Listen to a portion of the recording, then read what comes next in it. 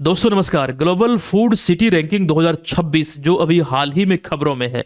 अब यहाँ से कई सारे सवाल एग्जाम में पूछे जाने को लेकर मुझे संभावना नजर आती है। इस सीरीज का यही उद्देश्य है, कम समय में हम आपको वो तमाम जानकारी किसी टॉपिक से रिलेटेड देते हैं जो तमाम चीज़ों को कवर करता है उस टॉपिक से संबंधित। इसी कड़ी में आज जो अब देखेंगे यह है ग्लोबल फूड सिटी रैंकिंग 2025-26 जो अभी हाल ही में आई है। इसको लेकर तथ्यों को देखिए, समझिए कि जो रैंकिंग अभी हाल ही में आई है उसमें कौन कौन सा जो मतलब यहाँ पर शहर है वो सबसे ऊपर है। टॉप 10 की ये सूची है, इसको जरा ध्यान से देखने का प्रयास कीजिएगा। टॉप 10 की सूची में प्रथम जो चार शहर है, नेपल्स, मिलान और बोगलोना और फिर यहाँ पर फ्लोरेंस, बोलोगना। ये जो आपको ध्यान रखना, ये चारों शहर है, ये इटली का शहर है। लेकिन पांचवें नंबर पे आपको दिखेगा भारत का Mumbai, financial capital of Mumbai. और इसे किस कैटेगरी को लेकर इसमें शामिल किया गया है, तो अपने जीवंत स्ट्रीट फूड के लिए प्रसिद्ध है, जिसके लिए इन्हें शामिल किया गया है।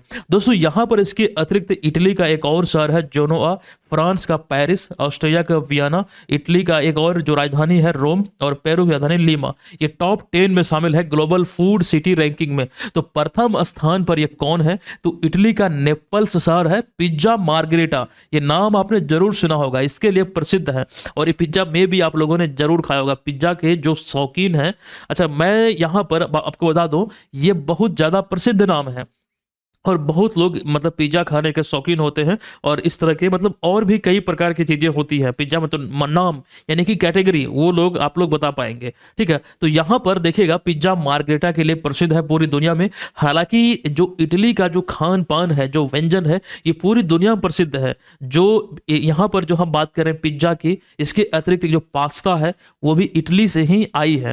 तो ये चीजें इंपॉर्टेंट हो जाती है। आइए इसको थोड़ा हम और डिटेल में समझने का प्रयास करते हैं। एक और जो अभी हाल ही में इंपॉर्टेंट जानकारी निकल कर आई थी, यूनेस्को ने आधिकारिक रूप से इटली, ये अलग जानकारी है। अभी जो हमने दिया ये रैंकिंग से संबंधित है, ग्लोबल फूड सिटी रैंकिंग। लेकिन अभी यूनेस्को को लेकर जो अमूर्त संस्कृत धरोहर की सूची है, इसमें इटली के व्यंजन को शामिल किया गया है। और उन व्यंजनों में जो पारंपरिक रेसिपी है यहाँ की, इसमें पास्ता, पिज्जा, रेसोटो और एक दो और है जैसे कि फोकेसिया, ये मुझे नहीं मालूम क्या होता है। उसके बाद क्लासिक डेजर्ट आदि कई प्रकार के व्यंजन इसमें शामिल है और अभी हाल ही में इसे मान्यता दिया है। अब इसमें एक इंपॉर्टेंट जानकारी यह है, यूनेस्को ने एक बात जो कही है वो बहुत जरूरी है। यूनेस्को ने इस व्यंजन परंपरा को केवल भोजन के रूप में नहीं, बल्कि परिवार और समुदायों को जोड़ने वाला सामाजिक उत्सव माना है। दोस्तों इस प्रकार के व्यंजन ऐसे होते हैं कि लोग मतलब बोलते हैं ना कि चलो पार्टी करते हैं, पिज्जा पार्टी, तो एक परिवार को जोड़ता है। इस चीज को ध्यान रखिएगा। जैसे कि एक आपको संयुक्त परिवार में देखने को मिलता है कि सभी लोग खास करके गांव में एक साथ भोजन करते हैं, एक जगह बैठते हैं। और ये चीजें बड़े घरों में नहीं देखने को मिलता है, क्योंकि उनके पास समय ही नहीं होता है। रुपया पैसा सब कमाते हैं, लेकिन मेरी नज़र में सफल वही है जो घर बैठ के परिवार के साथ दो वक्त की रोटी खाता है। तो ये चीज़ें भी कहीं ना कहीं मैटर करती है, इस बात को ध्यान रखिए।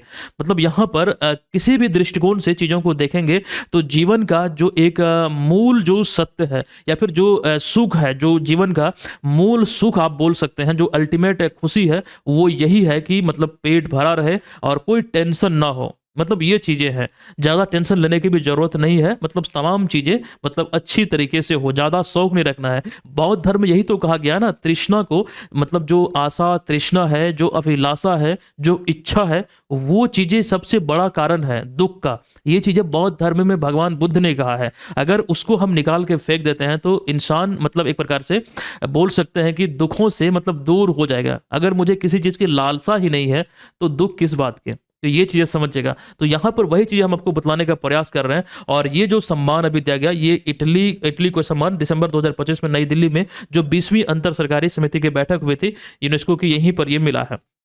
और इटली की वर्तमान प्रधानमंत्री जॉर्जिया मेलोनी है और ये पहली महिला प्रधानमंत्री 2022 से हैं। नरेंद्र मोदी की ये दोस्त भी हैं। चलिए इतनी जानकारी ध्यान रखिए। अभी एक और जानकारी हम आपको देंगे। यूनेस्को का क्रिएटिव सिटीज नेटवर्क की जो सूची है, इसमें भारत के 9 शहर शामिल है। इसलिए हम आपको जानकारी दे रहे हैं कि अभी हाल ही में 9वां शहर जो बना है वो बना है लखनऊ, जो कि खान पान की नगरी के रूप में मान्यता दिया गया है, यानी कि सिटी ऑफ गैस्ट्रोनॉमी के रूप में। दोस्तों एक चीज और ध्यान रखने का प्रयास कीजिएगा। 2023 में ग्वालियर को सिटी ऑफ म्यूजिक और कोझिकोड जो केरल का शहर है इसे सिटी ऑफ लिटरेचर यानी कि साहित्य चुना गया था। और ये सूची में भारत के 9 शहर शामिल है जो आप यहाँ पर आपको देखने को मिल रहा है। चलिए, इतनी जानकारी ध्यान रखिए और नए साल के अवसर पर आपको ध्यान रखना है कि एक नई जर्नी की शुरुआत करना है। करंट अफेयर्स हम बेहतरीन तरीके से आपको बढ़ा रहे हैं। इस बैच में आपको तमाम जो क्लासेस हैं, पीडीएफ है, नोट्स, टेस्ट सीरीज, क्विज, तमाम चीजें एक स्ट्रक्चर वे में आपको मिल रही है। आपको इसे ज्वाइन करना है। ऑफर के लिए आपको अप्लाई करना है कूपन कोड को। सभी कोर्स या फिर 72वीं बीपीएससी जैसे कि है और उसके बाद बीपीएससी एडीओ सभी में आपको ऑफर मिल रहा है। तो अभी आप लोग जाइए, इसको ज्वाइन कर लीजिए जो लोग नहीं ज्वाइन किए हैं। हम मिलते हैं आपसे नेक्स्ट वीडियो में, तब तक के लिए धन्यवाद। जय हिंद।